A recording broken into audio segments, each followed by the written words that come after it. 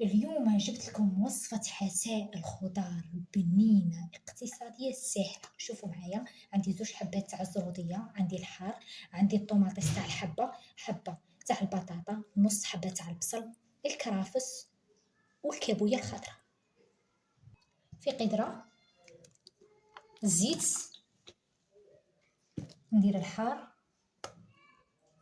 نقطع الخضرة تاعي، الطوماطيس، الزرودية، البصل، الكرافس، الكابوية الخضراء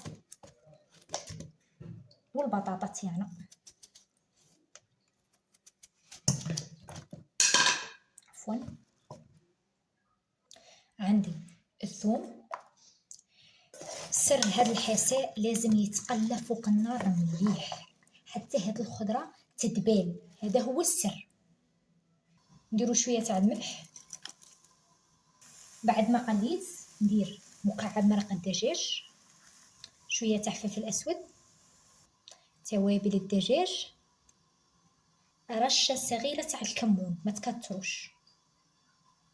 مهم الوصفة تاعنا ما فيهاش طماطم مصبرة.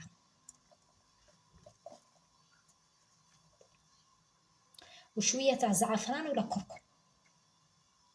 نخلط ونعاود نرجع هاد الحساء تاعنا فوق النار، نمرقو بالماء سخون ونخلو الحساء تاعنا يطيب.